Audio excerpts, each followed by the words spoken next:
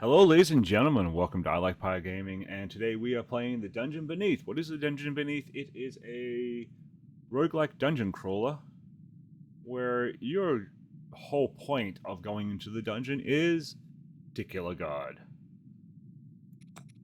So it gives you three selections at the start. It gives you two random characters, and then you can, or two random characters so you can see what they have, and then it just gives you another one to pull up one of the random heroes with a relic.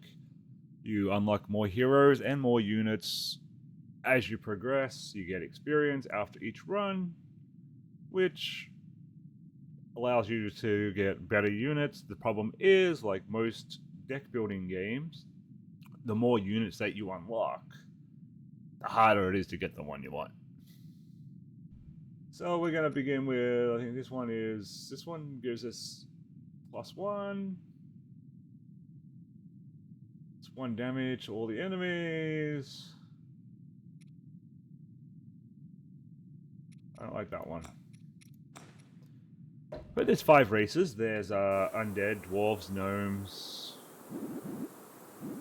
There's undead, dwarves, gnomes, humans, and elves. So when you start off with a random one of your race. Follow-up means it does something after they attack. You always start with 2 followers. Basically, they're just placeholders until you get to your first bonfire, and then you can start replacing them. And it's basically a auto battle turn by turn, where you'll position your units at the start, and they will attack by lanes. If there's nothing in the lane that they're attacking, they will just automatically attack your hero. And that's a little loud.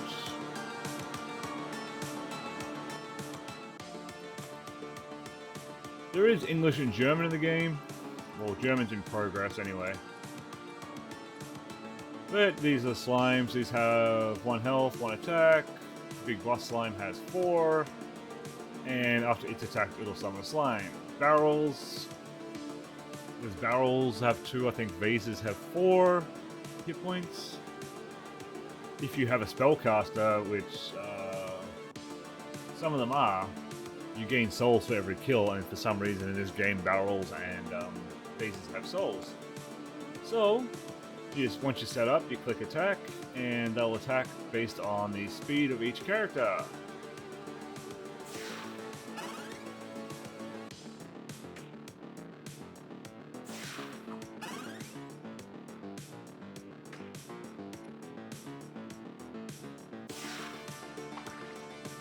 So, as you can see here, we summon a Lesser Void Wisp. This will attack itself. It will always attack itself first, and then it will do 1 damage to all the enemies.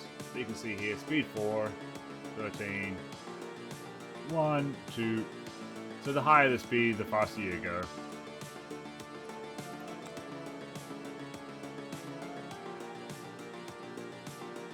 Boom. So because there's nothing in these lanes, well that lane, it's going to attack the boss. Your characters do come back after each fight as well. So you don't have to worry about them. They're not permadeath. The only permadeath in the game is your hero. So up here in the objectives, it'll tell you what you've got to do. Every now and then there's going to be a bonus objective. It could be like kill all of them, take no hero damage and that, and you get extra 2 coins for getting the objective. So, our first bonfire. So normally you're only allowed 5 characters, but because this one has the Dawn Crown, you're allowed 6. Which means I'll be able to buy 2 more characters and place them before I have to start getting rid of my followers. And what do we have here? Armor.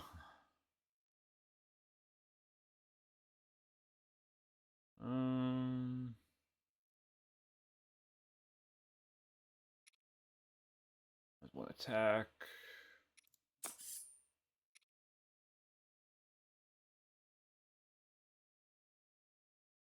Lizardmen are probably one of my favorite ones to play.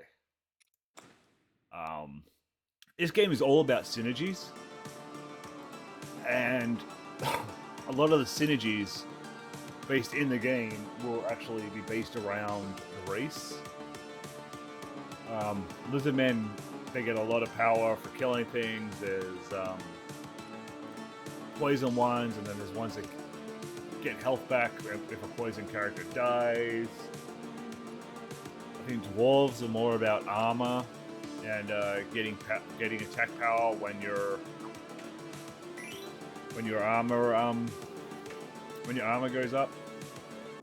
Things like plus attack power and that only work for the next turn, so they don't like carry over.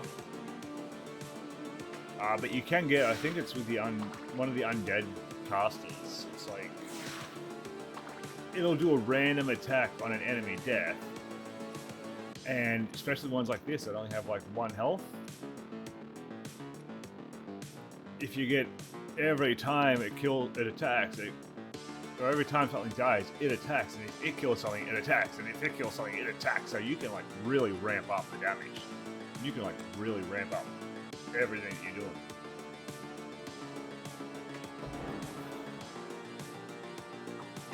So some of them really do have good synergies.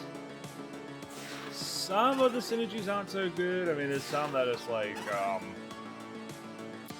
if a character does nothing,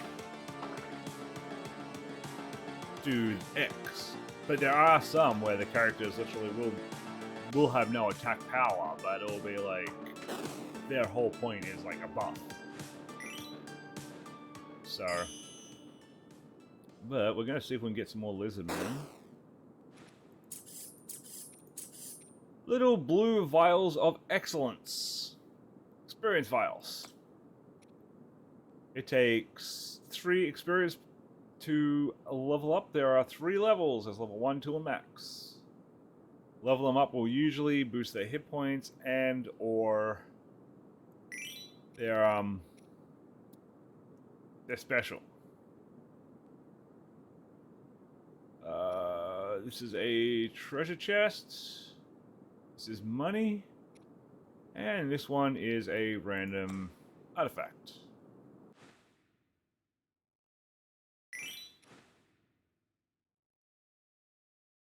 Just 2 health minus 1 speed.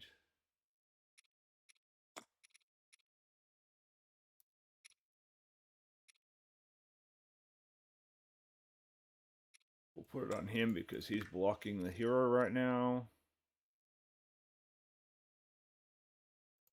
So the counter for this one, all the enemy bosses will have a counter, basically. And we got a golden wisp. The golden wisp it just appears after the 2nd round, and it's excuse me. And it is part of the bonus. So you basically have 2 rounds to get in there. It will move. So you can't just set up for, I mean, this one, that's gonna go, that's gonna go.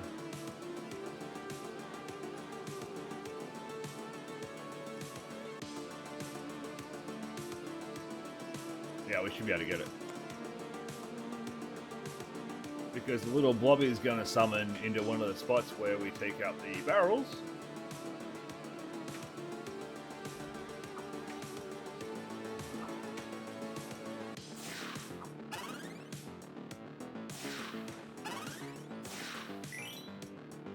And then that's going to do 1 damage to that. And then they will do 2.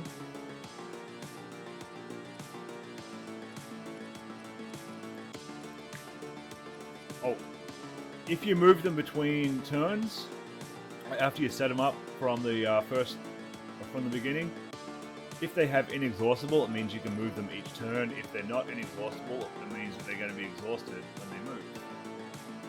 So you gotta watch out for that, because otherwise you'll get caught with it not being able to move. and you getting stuck basically down an attack when it may be the attack that you need.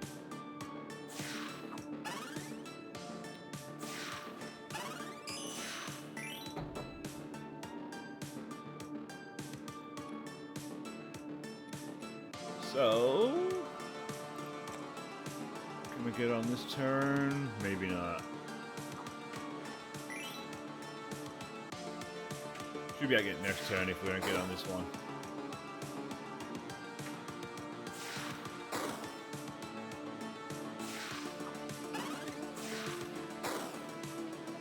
But that is essentially what this game is. It is basically just run the gauntlet.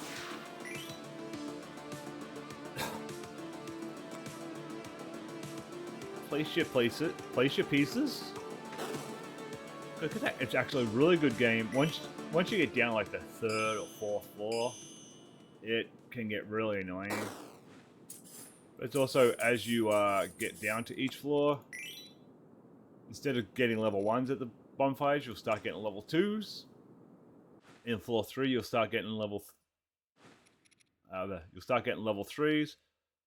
Here's one here, Soul Cast. Summon a skeleton, and it gives you 2 max souls. Which, when you kill things, you get the souls. This one is, if you have 2 souls, restore a health to it. This one has a trigger or doom effects. That's what I was talking about earlier with the one that will attack when something dies. If you have this one and you have a bunch of those and this one attacks, it'll trigger all the doom effects. The doom effects can be health and everything like that. See, there's doom. Gain 1 power. It's one enemy gains poison. Attacks after gaining armor. Summons doves. Armor.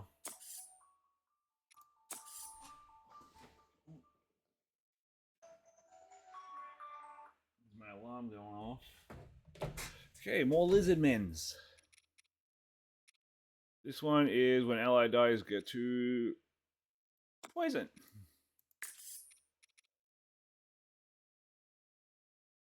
So this one, when it kills now, is going to power both of those. We'll go this way.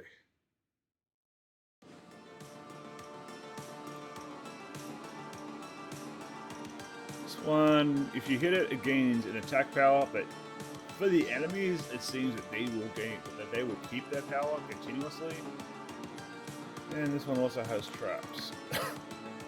Every now and then you'll find floor traps in that, which this one spikes, and then you'll have one that throws fireballs and stuff like that.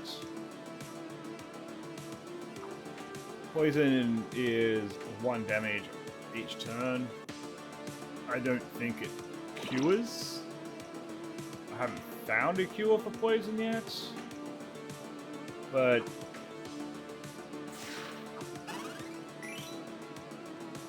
I mean, it's one of those things that you never know. Oh, I think I'm gonna lose this one. I got a bad feeling. I can't really do much because I got that extra 1 because of the crown. Well, I could have put my followers on the trap. That wouldn't have mattered as much. And as you can see, because there's nothing there blocking it, they're just going to destroy me.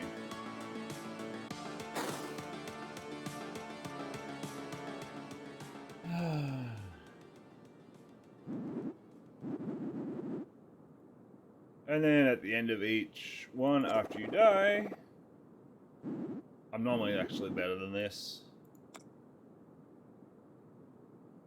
It gives you unlocks, or it gives you experience towards the unlocks, which will give you a new hero, new units, that sort of thing. Anyway, ladies and gentlemen, I hope you enjoyed what you've seen, and if you have, make sure to hit that like button, hit that subscribe button. Leave me a comment, tell me I'm doing good, tell me what I'm doing wrong. Help me improve, and have a good one.